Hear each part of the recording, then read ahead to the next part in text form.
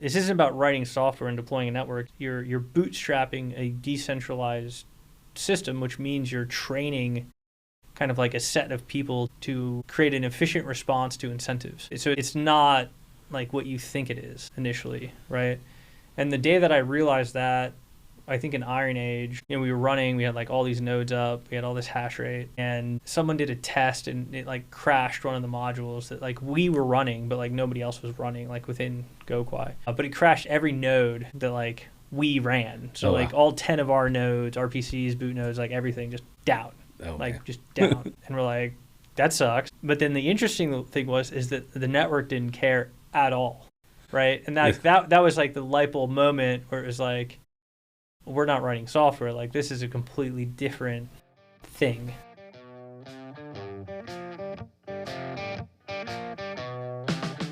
Welcome to the ATX DAO podcast, the hub for exploring the forefront of blockchain technology in Austin's Web3 community. We connect you with innovators within ATX DAO and beyond as we venture into the world of decentralized technology.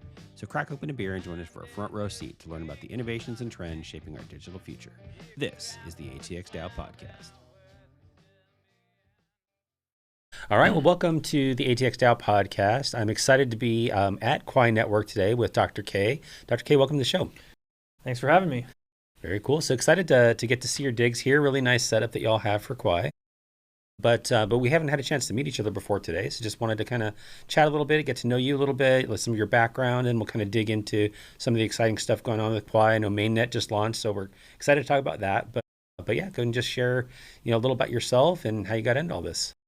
Yeah, so kind of started in Bitcoin as a hobbyist in 2012, then kind of worked full-time in 2017 once I finished my doctorate at UT. Worked at Consensus for about a year, and then I did a spin-out called Grid Plus, made the latest one hardware wallet, and sometime in 2018, I came up with the idea of how to scale a proof-of-work blockchain.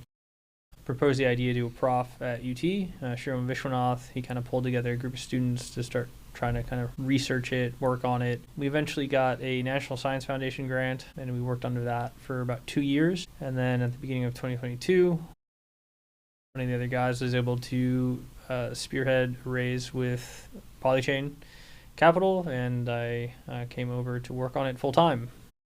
So that's kind of how we got here. And then it took us about 3 years to do the implementation.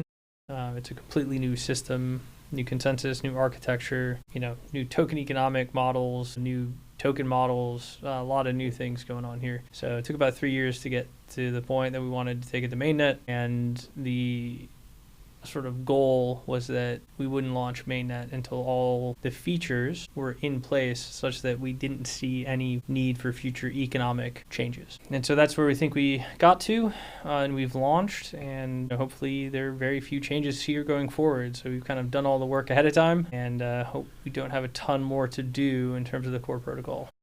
Cool. Now, how long, you mentioned it's been a little bit of time that you've been working on that. How long has Testnet been around before Mainnet's been out?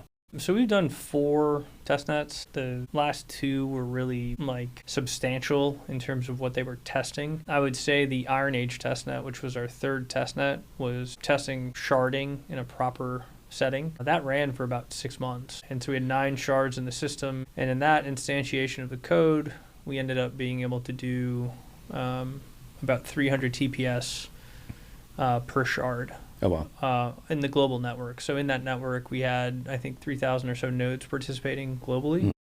Right? We were only operating maybe 5 of them. And we were able to do that.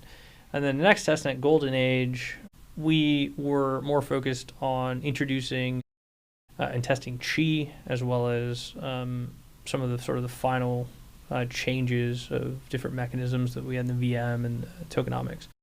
So that was the Golden Age testnet. And that also allowed us to get our tooling kind of ironed out in terms of deployment of apps. We have a fork of Solidity, fork of Hardhat. We have our own SDK, which is a pretty dramatic fork of Ethers. From a code-based perspective, it's called Quais. And then we also have Pelagus, which is kind of our web wallet.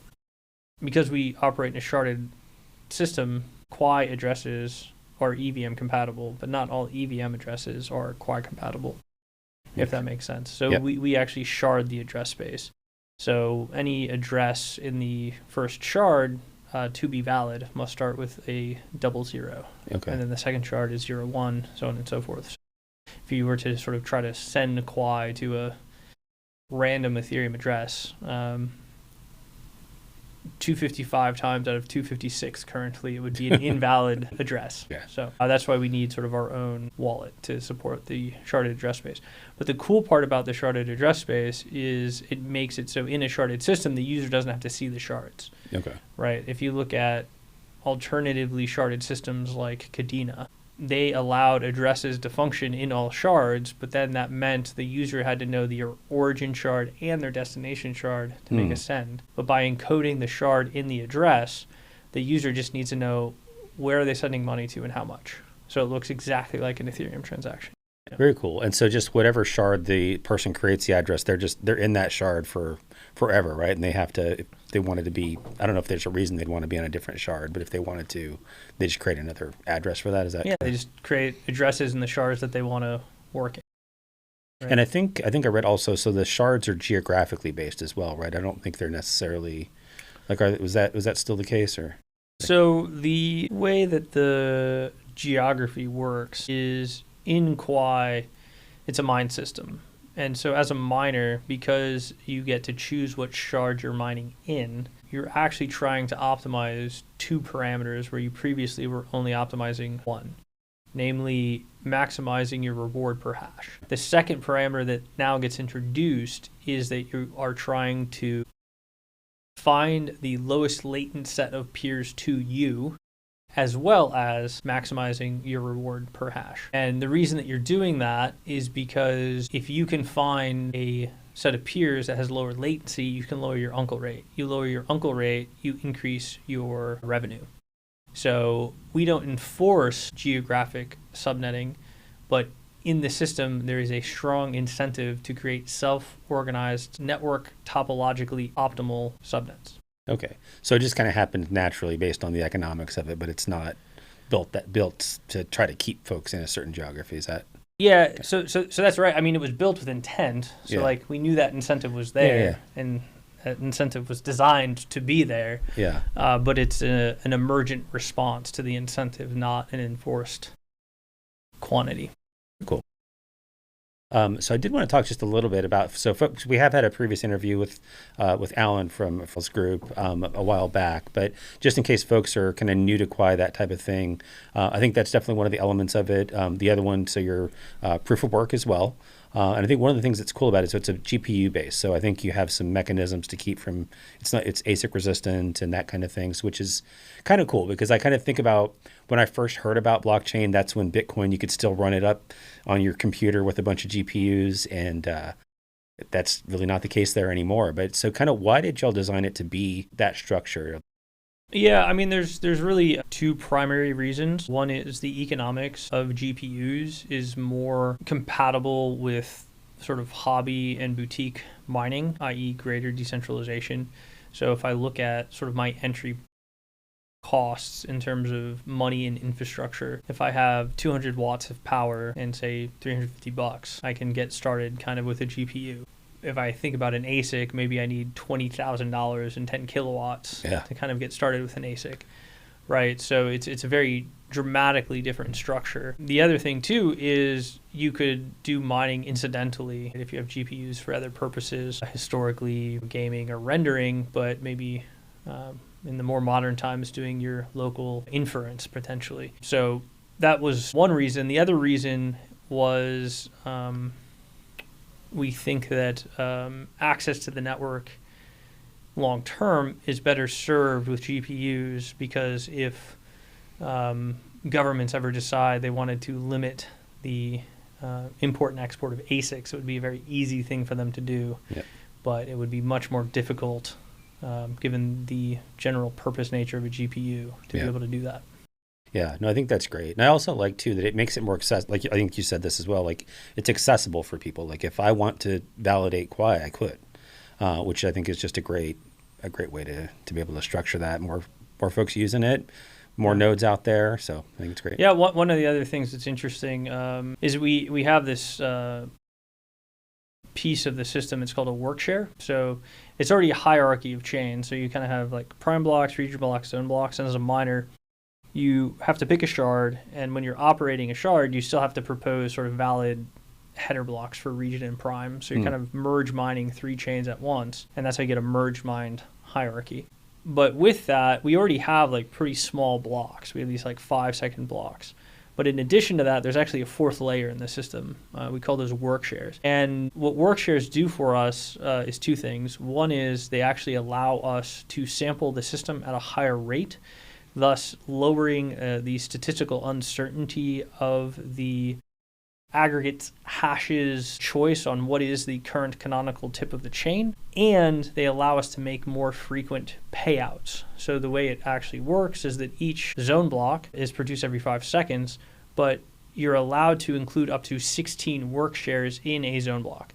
Now, in expectation, you'll produce 8 per zone block, but what that does is that means that, to keep the math simple here, instead of having 1 payment per block, you're actually dividing the payment between 10 participants in each block. So that means that you're kind of getting paid 10 times as often. So for the small miners, you don't necessarily have to participate in a pool. You can actually run a node and still, even when the network's huge, if you have a GPU, still get paid every few days and not have to join a pool just to get paid, right? That's like a big issue for Bitcoin miners, because unless you have very substantive capital, you can't solo mine, because your payment would be on like the order of years in expectation. Yeah, I think there was something out there a while back, like somebody had like a miner that was just like a home miner, and I think they just randomly got it. But it was like so uncommon to be able to get something they call those lotto miners, right? Yeah. So there's these little like USB sticks you can buy, and it's just, it's probably 0.000000001% of the hash rate in the network, but it still statistically can find a block. And then every so often, like that 1 in 100 million or whatever chance of producing a block, like someone's going to get the block, right? And it's a big payout, so it's like a lottery ticket. The idea here is, if you look at actually how pools work, when you contribute to the pool, the way you're proving that you're contributing that hash rate to the pool is you provide the pool a share. And the share is a block that's been hashed, but it's sub-threshold block, right? So if a block requires 60 bits in Bitcoin, if I sort of provide a 20-bit share to the pool then sort of adds up my hash rate based off the number of 20-bit shares I'm providing, to then figure out when it does get a block how to proportionally divide it across the hash providers. Right? So in this case, we're kind of doing the same thing, but it's actually in protocol, and it serves the purpose of making consensus faster and more secure. Awesome. So I think probably the big thing we wanted to talk about next is Mainnet. So y'all launched Mainnet earlier this month. So let's talk about that. So how did the launch go? Like everything getting up ready for it, and kind of what are y'all seeing now that it's live? Yeah, I mean, getting to launch was very tiring. A lot of moving parts. Never seems like you quite plan in enough time, so you're making it up with sleep, I guess. But we managed to get to launch. We successfully launched the Genesis block on February 5th. So it's been about 10 days now. Nice. Is it 10 days? Yeah, 19th, I think so. We're a week from the 19th. 7 days. Okay, yeah. 7 days. And yeah, it's been about a week. We managed to bring on about 3 terahash of mining. To give an idea of what that means, by our calculations, that's about $60 million worth of mining hardware. Wow. And that's about $3 million per month being expended by miners. Wow. So pretty decent amount of hash rate early on. The next step for us is TGE, so to speak. It's a slight misusing of the word in the most canonically correct sense, but people associate that with tokens trading these days. So our TGE event is on the 19th, when the gas in the network turns on, and then people will be able to transfer tokens that they were either rewarded in the Genesis block or that they've earned through mining, and there will simultaneously be a number of exchange listings where they can then trade those tokens. So that's sort of the next milestone for us. Very cool. And you'll have 2 tokens that fuel the network, I think, right? You have Quai and you have, is it Qi? Is that how you... Qi, that's correct. Very cool. So I was interested in kind of talking about both of those things, because I think Qi is a really interesting use case for it, because it's energy-based. But maybe you can talk a little bit about the 2 tokens and kind of how they function in the network. Yeah, so Quai is a sort of more traditional deflationary token design. It's EVM compatible and it's account based. So if you were to kind of class what Quai is, it's kind of like ETH in that regard. Qi, on the other hand, is really a new class of token, and we call it an energy dollar. Now, being very specific, it's actually a flat coin, but it's really meant to function as a stable coin alternative. And so what Qi does is we have a couple sort of economic games within the system that make it so that Qi reflects the cost of its production, which reflects the cost of the electricity the miners use. So that's why we call it an energy dollar. And so the point of it is to create a unit of account which has a relatively consistent purchasing power over time. With that, you can create an on-chain competitor to something like USDC. Very cool. So I'm really interested in how you price it. So I just finished a master's in blockchain back in July, and in my token economics course, we were tasked with creating a token and that kind of thing. And our token was like to power like electric vehicles, and it was meant to be. And we could never figure out how to price it because it was a global token, right? So like, okay, energy production in Texas is different than energy production in Nigeria and that kind of thing. So we never figured that part out. So I'm really interested in kind of how do y'all arrive at like what the value of it is? Is it based on each individual has like the average of all of your miners, or how does that work? We don't. The market does. So everything here is market-based dynamics. The miners are effectively acting as oracles. And if you look at people who participate in mining that are responsible for the volume, they will find themselves located in the bottom quartile of energy prices. So they're all sort of competing on that number, and that number has a tendency to want to converge. So whatever sort of the mean value is of that bottom quartile is the relational reflection to the pricing of Qi. That makes sense. Very good. And so when you do get a block reward for that, is it a combination of Quai and Qi, or how does that work? So it's up to the miner, actually. So the miner gets to choose when they're mining if they want Quai as a reward or Qi as a reward. And so part of that is allowing the system to adjust, again, by market forces, the amount of Qi in circulation such that the cost of Qi is always trying to approach the cost of, the market price of Qi is always trying to approach the cost of production. And that's how you kind of create that link, at least on the production side of the books. So there's one other mechanism in the system, which is if the mining is insufficient in terms of its ability to create more Qi, and it doesn't have the ability to take Qi out of circulation, the price of Qi in market will diverge from the cost of production. So the second mechanism is an endogenous protocol exchange rate. So in the protocol, you can effectively exchange Quai for Qi and Qi to Quai at this exchange rate. And what that allows us to do is that if the price of Qi, again, is above that market price, miners can correct it or market speculators can correct it.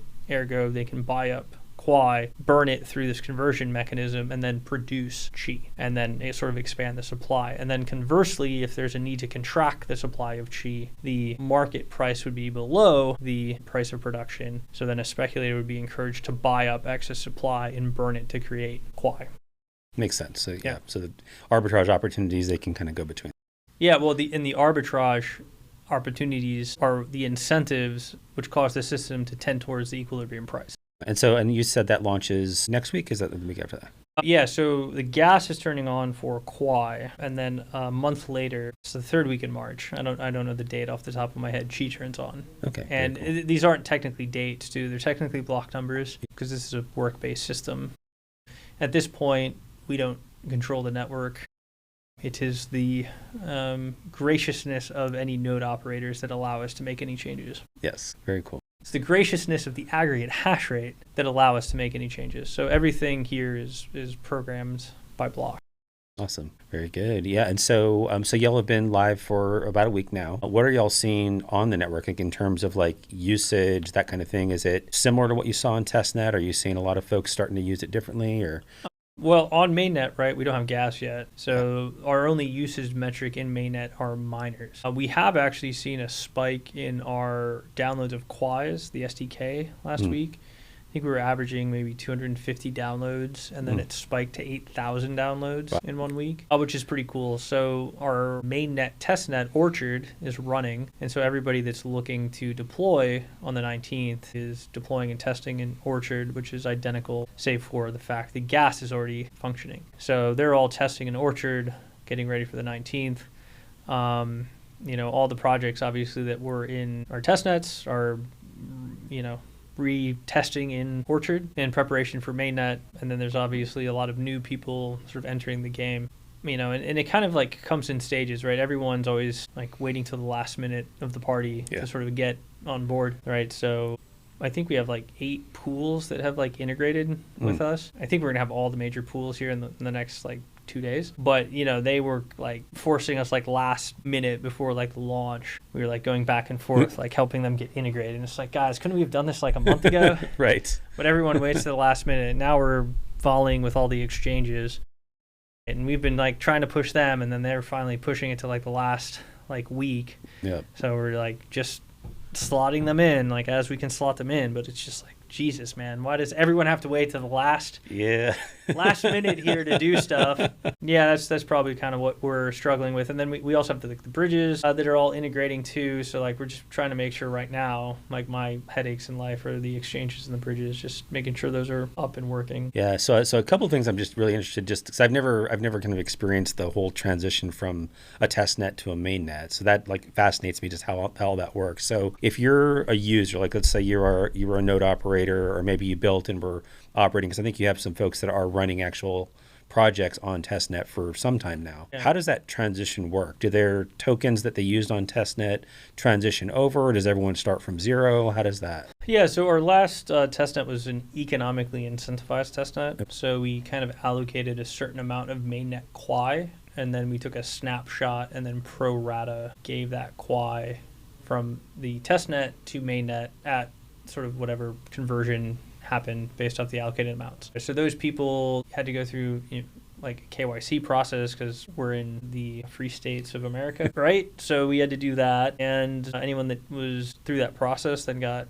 added into the Genesis block on Mainnet. In terms of development for those people, there were very minor changes between testnet and Mainnet. I don't know like very, very minor. So I think most people that kind of got up and running on the last testnet aren't really scrambling to get up and running here. It's just all the late sort of entrants, right? You had the pools, and then now you have the exchanges and bridges kind of trying to figure it out. But yeah, it's kind of like a 99.9% compatibility going from the last testnet to mainnet. I think in terms of the ramp up for us, which is very different than proof of stake projects, is that we don't have sort of like full control, right? So like once we announce a date, it is very problematic to change the date because miners and people have like gotten hash rate together. They've gotten hash rate ready. They've rented hardware. They've spun up VMs. So there's like tens of millions of dollars in idle capital and potentially dollars being spent for us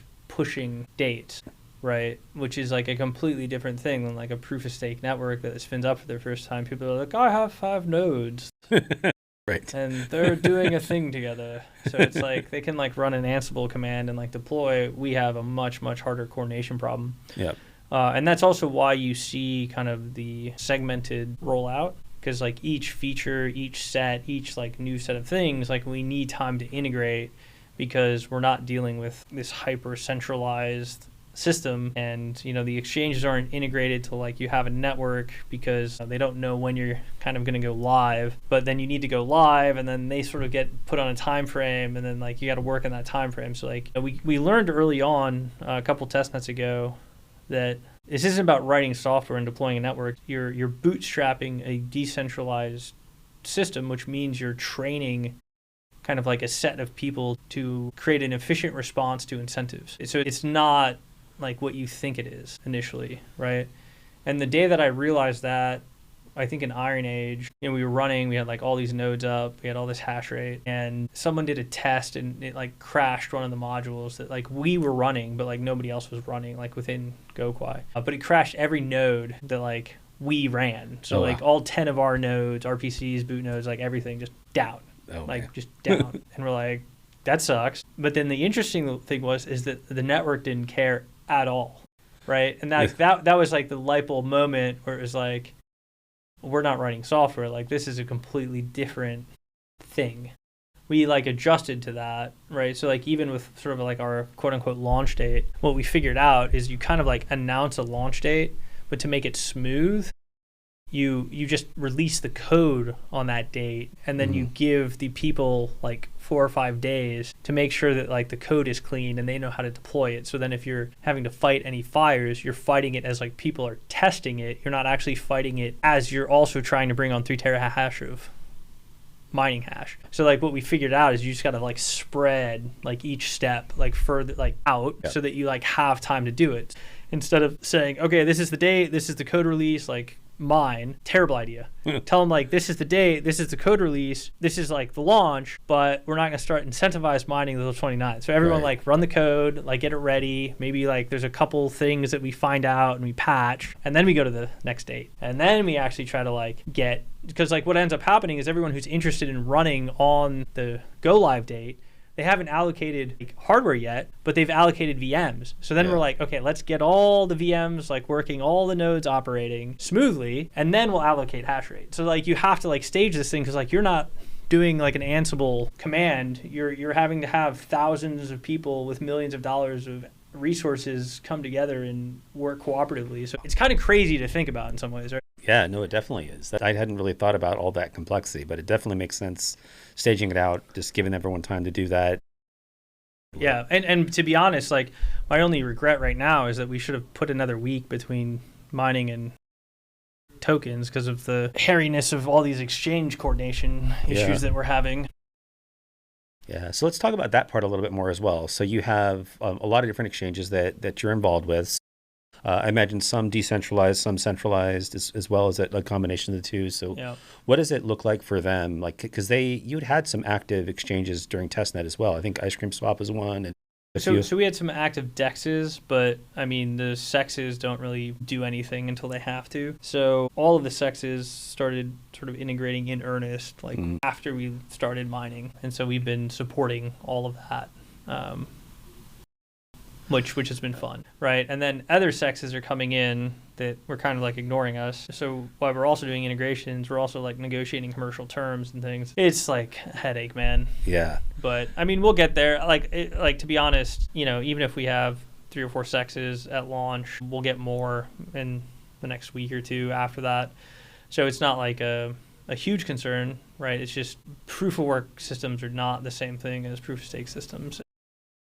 I think the last proof of work system that launched was probably Ironfish, and the last successful one that launched was probably Caspa. So that's been 3 years, right? So they don't really happen very often anymore, which goes back to my whole thing about TGE. TGE used to mean the Genesis block, right? But because people can simultaneously construct a Genesis block and go live, TGE means like listings and transactions and the Genesis block, even though historically in a proof of work network, TGE would actually be your Genesis block.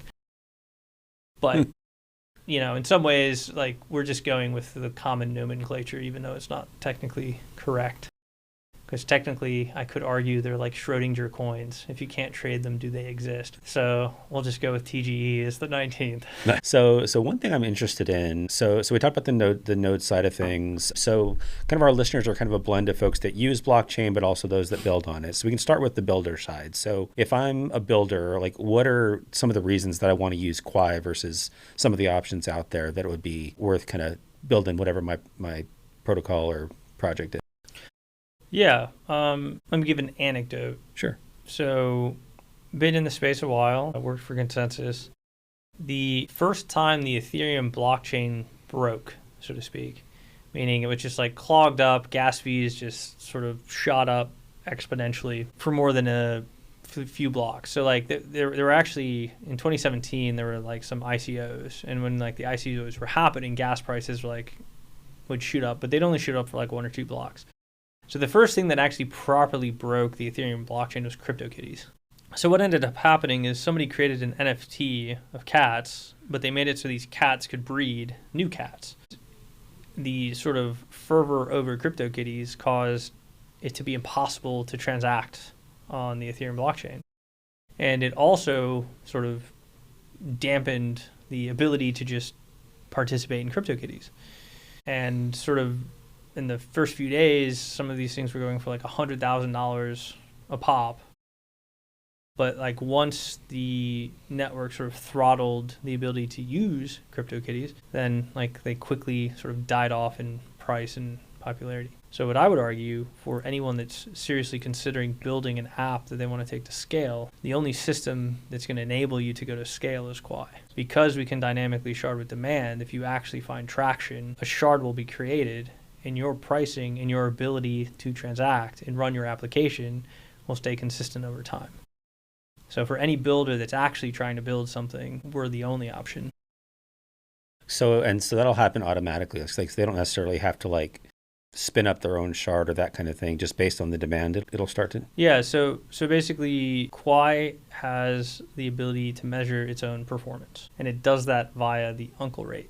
So once the uncle rate sort of exceeds a certain threshold for a period of time, it says the market has now demonstrated sufficient demand side for transactions, and based off the aggregate internet computation bandwidth characteristics of the network, we can no longer handle additional transactions efficiently. And then if you sustain that for 7 days, the system allows a new shard to be mined. And then a shard just comes into existence. And then you have 2 shards. And then that is how the system works up into the point that there's enough demand to drive up the uncle rate, and then 4 shards will exist. And then it just keeps expanding as aggregate demand is sustained long enough to induce high enough uncle rates that a new shard is added. And if for some reason the demand were to decrease, would shards merge back together, or they stay sharded once they're sharded? No. Yeah. Okay, because they have different addresses and it just wouldn't function anymore. Yeah, there's no good way to do that. If I had to say there was one suboptimality in the system, that would be it. Because technically in these systems, you want as few shards as possible for the amount of demand that you have. But the complexity of that state management question is very, very high. No, that totally makes sense. Yeah. And are unlimited shards though? Like, so is there like an upper max of that, or how does that? So right now it's programmed to be a max of 255. We anticipate each shard being able to do about 1,000 TPS. Okay. We don't actually know, right? Because we have some idea from our test nets, but we don't know what the number ends up at because of the fact it's an aggregate property of the system, right? Cool. But if we had to guess it, it's somewhere between 500 and 1,000 TPS. You're going to, hit your uncle limit, yep, and then you'll shard out. I will also say, because the more shards you create, the tighter the subnets are, and the fewer nodes per subnet. So your throughput per shard actually increases as the number of shards increase. Okay. If that makes sense. But let's just say we have 255 shards and each one can do 1,000. You're looking at 250,000 TPS is kind of what's programmed into the system. In terms of the trade-off, there is a trade-off, is the time that it takes to go cross-shard increases linearly with the number of shards in the system, if that makes sense. I think so. So if you have, but I don't really think it's that big of a trade-off, and let me explain. So if you do a transaction, we have 5-second blocks. For expectation time to get inclusion is really 2 blocks or 10 seconds. So you swipe your coffee at Starbucks. A Visa is like right around 8 seconds on average. We should be right around that same number. And that was kind of the design criteria. The thing that happens is, let's say there's 2 shards in the world now because we've had enough demand. So maybe we're running 2,000 TPS, which interestingly enough is higher than the average Visa throughput rate in America during the year. What ends up happening is if you were to send from, say, shard 0 to shard 1, you would still get a 10-second transaction guarantee because the transaction is originating in shard 0. However, the recipient in shard 1 now has an additional delay before they can respend the money that you sent. They know that they're going to get it, so they can accept the transaction, but they haven't received it yet, if that makes sense. So in that 2-shard example, you would get execution in 10 seconds, but the recipient wouldn't be able to respend it for 20 seconds. Okay. Right. Okay. But then that number increases with the number of shards. Okay. So let's say we went to 100 shards at 1,000 TPS per shard. Okay. It would take an hour, worst case scenario, to go from one shard to another. But the statement here is that if you're doing 100,000 TPS, you are already ubiquitously the world's money for every person that has a smartphone on the planet.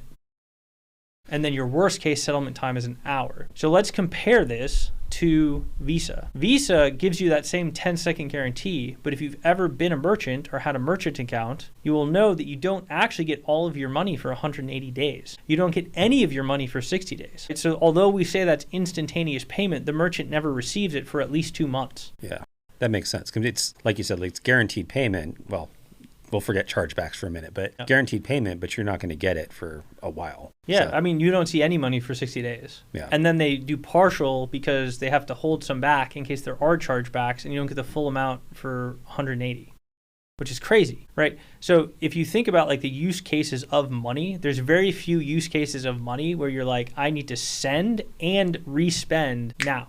Right. It's a stupid criteria to operate under, right? Because it's not really needed. And if you do need something like that, like there's mechanisms to get capital and liquidity to like facilitate, right? So not something you need to think about like in the design of a global monetary system, because we're already improving Visa's real settlement time by 5,000x. That makes a ton of sense. So now just kind of thinking through that a little bit more. So did they have to settle like through that shard 0? Do they have to settle through one, or they like one shard is equal to the next shard in terms of like how it functions in the network? So it's a hierarchy of chains. Okay. So there's a prime chain, region chains, and zone chains. And so what's happening when you're merge mining is you're creating blocks.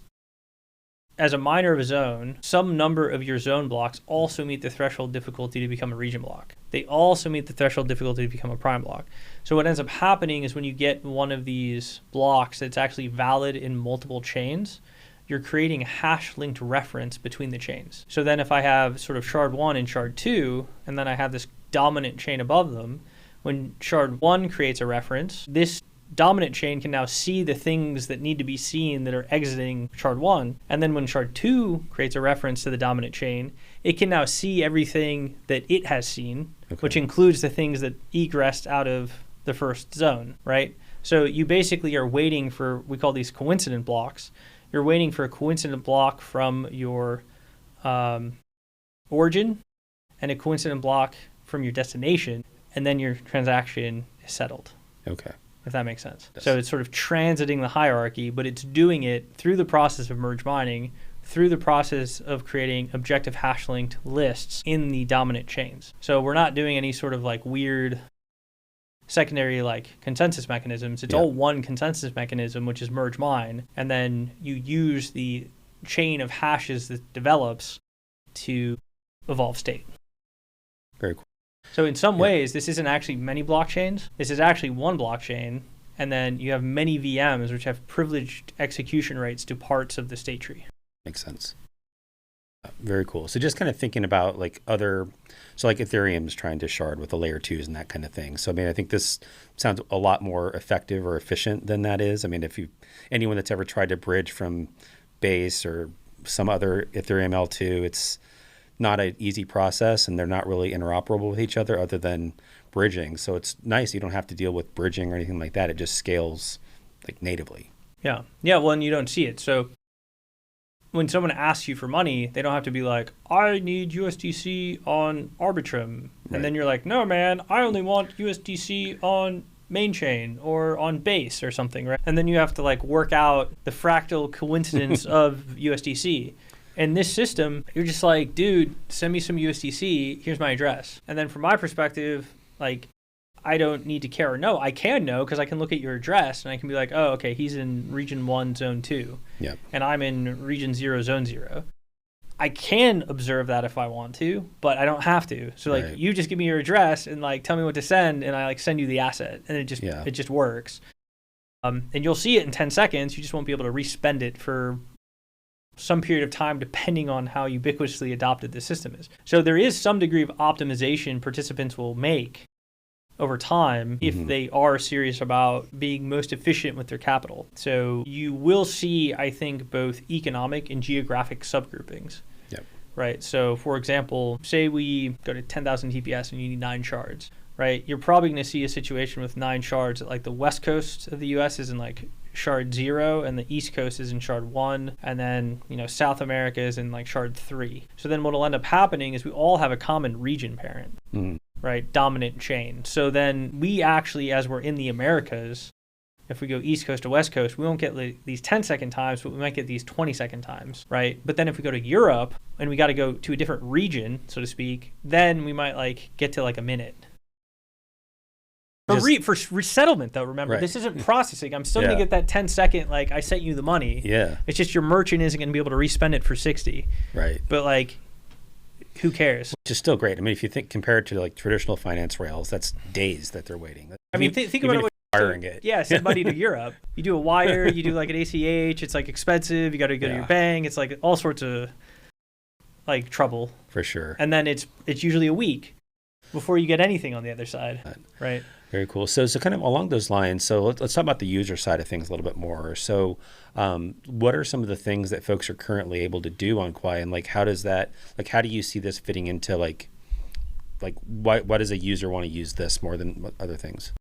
Like I said, from a user perspective, the things that we're building really are staged, just kind of like the rollout. So when you think about Quai, before these things like make sense, you need to get security, right? Mm-hmm. So that's like the mining piece. Once you have security, then you need to get what you might call a monetary base so that the tokens sort of trade at value that makes the system usable, right? So that's the integration of exchanges, that's the integration of bridges so that like capital can flow into the system and exist in the system such that it becomes a value transfer mechanism, right? So that's kind of our primary focus right now. Now, obviously, we have a bunch of applications that were built in testnets, and then those things that have lower dependency costs are trees will be the first things that you see. A lot of people watch NFTs, like very basic. There's no dependency for NFTs outside of having a monetary base. Meme coins, there's no dependency for meme coins outside of having a monetary base. So once you have a monetary base, the anticipation would be you see NFTs and meme coins kind of like as the next two things that arise. The other thing that will come into the system then is finance, right? And the sort of first finance thing that's actually coming into the system is Qi. So that's going to turn on a month after transactions. Nice. Right. And then Qi is going to have to go through its own sort of monetization period where it starts to become efficient and competitive in arbitrage that Qi sort of starts to create stable discovered values.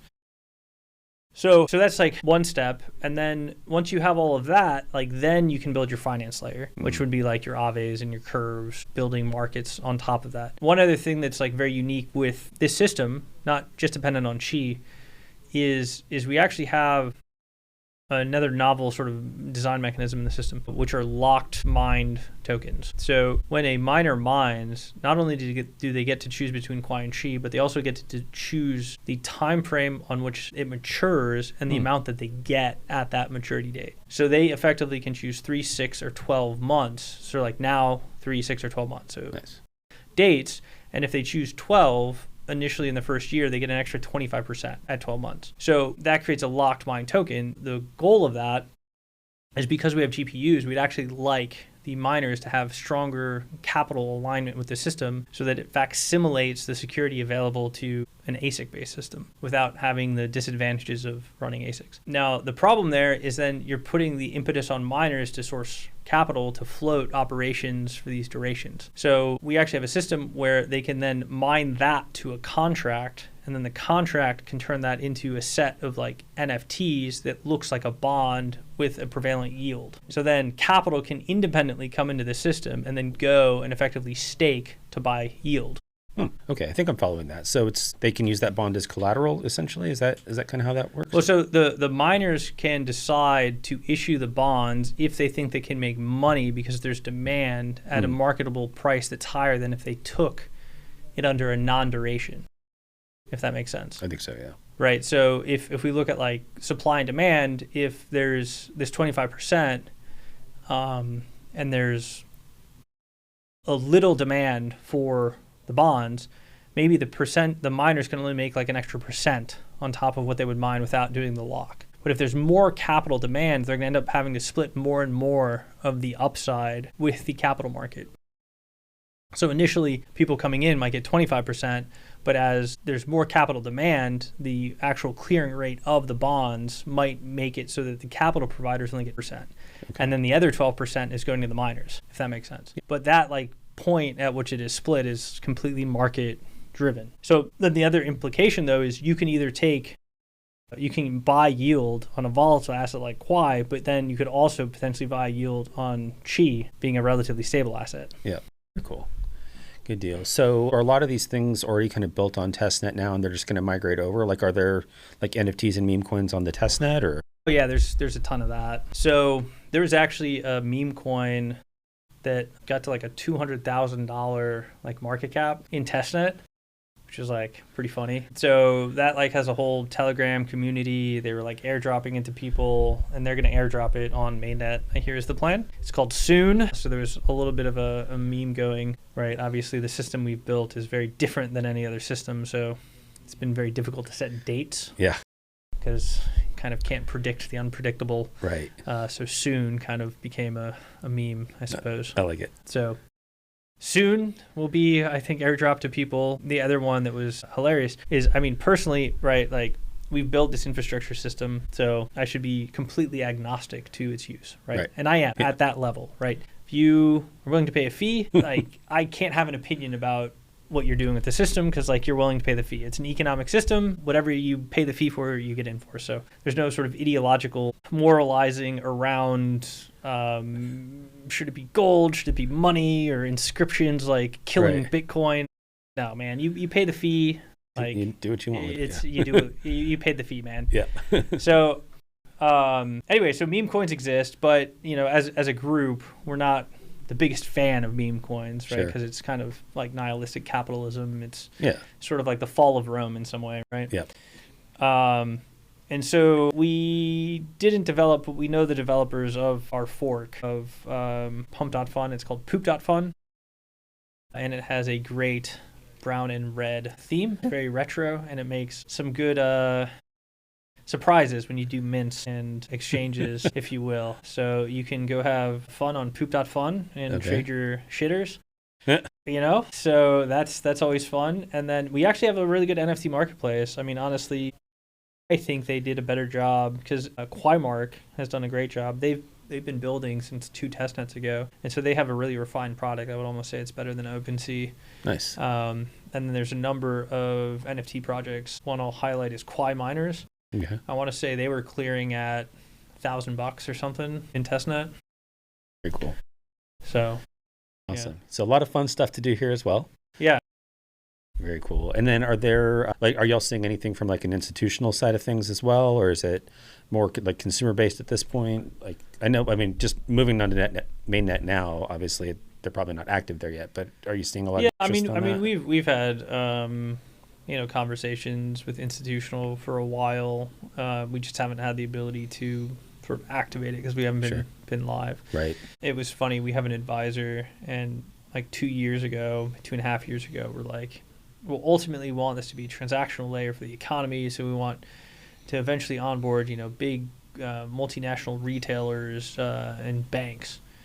And then like a day later, he's like, okay, I got you a meeting with the CTO of Starbucks, and Jamie Dimon has looked at your deck. And I'm like, wow, who is this guy? Like, what just happened? Right. Right. Which then really funny because we actually had the conversation with Starbucks, but obviously like we weren't ready, so they couldn't commit to us. But we gave them kind of like a proposal of what you would do for NFTs for Starbucks. And it's funny because they implemented the plan, but they did it with Polygon. It was Polygon, yeah. Polygon, and then they had it on, what was that site? Nifty Gateway, I think, is where they did them all. Which I had some of that. Thankfully, I sold before they ended the whole project. But yeah, it was interesting. They tried. Hopefully, they'll try again at some point. Maybe they'll try with y'all, and it'll work out this time. Yeah, I mean, what we're really interested in is figuring out how to go from 1 user to 1 billion users. Yeah. So, going back to my anecdote about CryptoKitties, the problem with these systems has been that they don't scale. So we have spent years building a system that will scale. So now we can actually make a legitimate plan how to get to 1 billion users. Everybody says this when they like get invited to a crypto conference and they're a BD person. They're like, we must figure out how to onboard the next 1 billion users to crypto. And they have no idea what they're talking about. It's just like this like random talking point that they throw in the air, because any way that you would get to 1 billion users, none of their technology can support even a fraction of that. Right. Now that we have the technology, we're going to sit down and make a roadmap for how to get to 1 billion users. So there's a number of plans. one thing that I'm really trying to crack. I just need one partner to agree to it. There is a way by which we could create a system that allows you to use crypto at any card terminal worldwide. And I only need one person to agree to it. Maybe. So yeah, there's like some ideas. And it's like one of like 10 people too. So there's like 10 different people that could agree to it. I only need one of them to agree to it. So there's ideas about like how to crack this nut. It's not about like getting people to buy and like hodl in some cold storage on Coinbase. It's about actually getting this out into users' hands so that you can use it transactionally, which was the original vision of Bitcoin. He didn't say digital gold in the white paper. He said digital cash. It was only in the subsequent years that we realized there was scale and privacy issues around Bitcoin, and then whatever politics that existed sort of halted any development. So we're really just trying to kind of finish what he started and make a system that can feasibly use as digital cash and ideally separate money from the state. It's the ultimate goal. Yeah, for sure. Yeah. Very cool. So speaking of onboarding the billion users, so how, if somebody's listening today and they want to get involved in Quai, how do they get to y'all? Do they use a bridge? Like I know you mentioned centralized exchanges are going to be connecting to the mainnet as well, but so if let's say I'm either using fiat currently or maybe I have tokens on another chain, how do I get it onto Quai mainnet? Yeah, so right now, prior to the 19th, the only way to get on Quai is to mine it. Now, there are different ways you can mine. We have turnkey integrations, like one-click deploys with cloud miners. Akash, Clore, IONET all have like a one-click deployment for us. Nice. So you can just buy hash and they deploy the node and start mining. You can also mine to a pool. Like I said, we have 7 or 8 pools that are supporting us at this point. But if you're going to mine yourself, you should indie mine because that's what cypherpunks do. Yeah. So you can also then run a node and mine as well. So that's how you can do it right now. When we get to the exchange listings, you'll have to go through those exchanges and those bridges on the 19th. And I just do want to share one anecdote as we talk here. So I actually heard about Bitcoin in 2011, and I heard it on NPR. And they were talking about how the price of this coin dropped from $30 to $3 after a speculative mania because people in Silicon Valley were buying drugs online with it. My first time I heard about it. And I said, okay, digital currency, why don't I take a swing? Yeah. So I started to look into how to get it. And it was this very difficult process. You had to go get cash, you had to go to Walmart, you had to get a phone card, you had to take that phone card, convert it to an OK Pay card, and then get a sort of certificate on this website called Mt. Gox, and you'd be able to buy Bitcoin. And I was like, this is a scam. There's like no way that this is ever going to work because it's way too hard to buy. And then like once I have it, like how do I ever get it back to dollars? Like, this is ridiculous. Probably the most costly decision of my entire life because it took me another year to buy Bitcoin. Oh, wow. And it wasn't at $3 when I bought it. Yeah. Right. It was still in 2012, but it wasn't $3. So all that to say, you know, it may be a little bit difficult to get Quai in the beginning because we don't have an infinite number of exchange listings or an infinite number of swaps. We'll have enough, and it still will be a hell of a lot easier than it was to buy Bitcoin in 2011. But don't let the friction that may exist make you make bad decisions. Yeah, for sure. I mean, sometimes things that are worth doing are harder to do, but could be beneficial to do that for sure. So it sounds like for right now, the best way is to mine it yourself.